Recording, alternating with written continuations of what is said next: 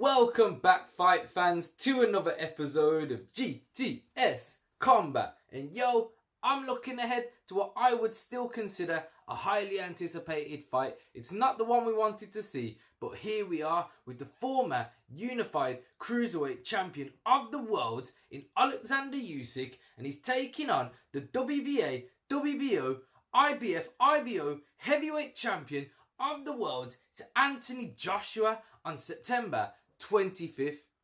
So let's get into it. So, how do I see this one playing out? To be honest, I'm kind of seeing it as like you've got the technical boxer, the slick, elusive boxer in Oleksandr Usyk, who's got to utilise his movement, his footwork, and just really have probably the bigger output out of the two, taking on the traditional, very heavy-handed Anthony Joshua, who's going to be able to put them combinations together, potentially back Usyk up into the corner against the ropes, where he can start unleashing them combinations, loading up on them big shots, probably digging to the body and then coming back up top, maybe slipping in the uppercut as well, because that's what he loves to do at times.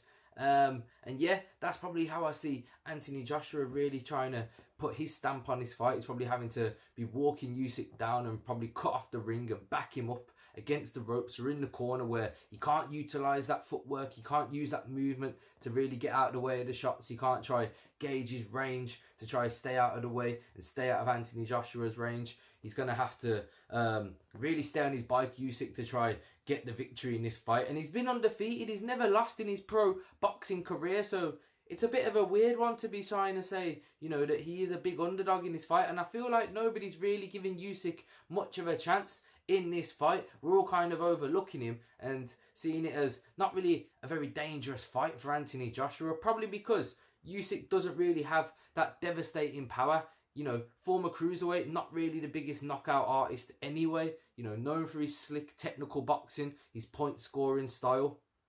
He's, you know, avoiding damage, getting out of the way of shots and just stinging you and touching you, but not really ever stopping his opponent. And I'm aware he stopped the likes of Tony Bellew, but we saw him in his last fight against Derek Chisora, and, you know, he kind of outclassed Derek Chisora for the most part. But I believe Derek Chisora showed some aspects that Usyk probably is going to struggle with in this heavyweight division. The powerful punches, the wearing on your opponent, the actual, you know, the physicality, the power of that these heavyweights possess is potentially going to be an issue for Usyk.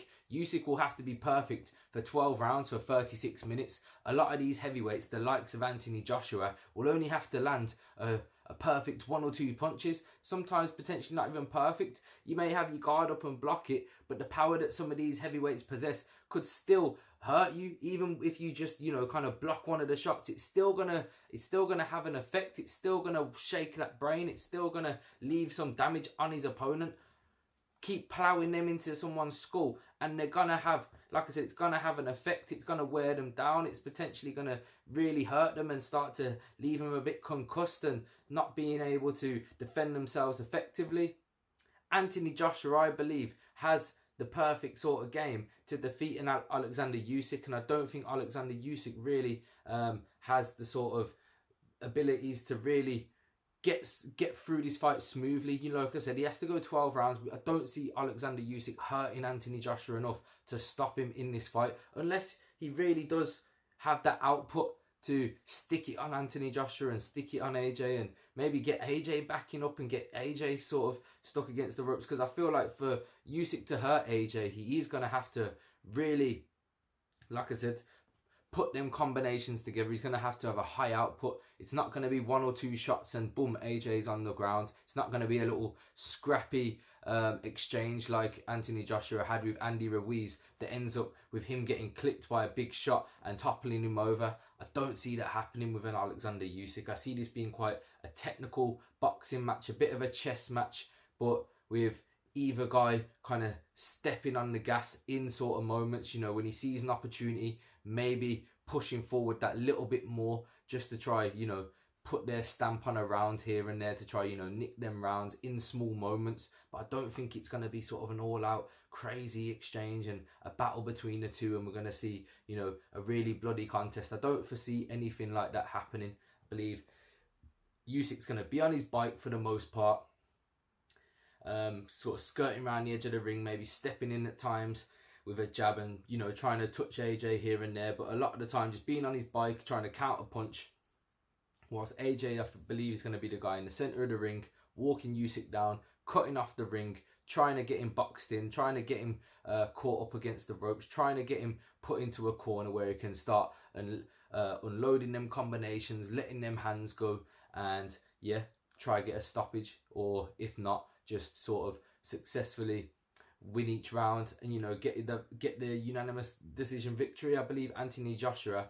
I'm backing Anthony Joshua because I believe he has more ways to win this fight, and styles make fights. I believe he has the power and just that traditional boxing style to really walk Usyk down and either win the rounds by just you know, point scoring, touching Usyk more than he touches him, and yeah, just nicking the rounds. And if he sees the opportunity, if one of the shots lands and it hurts Usyk, I believe that's when he'll really start to let them hands go, have him backed up against the ropes, nowhere to go, nowhere to move, can't utilise that footwork and that movement to get out of the way. And I believe Anthony Joshua does have the capabilities and the power to stop Oleksandr Usyk. Or Usyk, on the other hand, I only see him winning this fight via decision. I see him having to evade Joshua all the time, slip a lot of shots, be on his bike the whole time, be counter punching and making sure that he's touching AJ more than AJ is touching himself. No homo. But that's how I see it going. That's going to be my prediction. My actual official prediction will be Anthony Joshua, I believe, to get the knockout, or, you know, the stoppage within 7 to 10 rounds. I'm going to say rounds 8 or 9. I'm going to say round 9 because I think he's going to have to wear on Usyk. And like I said, Usyk's never been defeated, so I don't believe it's going to be a quick, easy job. He's going to have to wear him down. He's going to have to cut off the ring.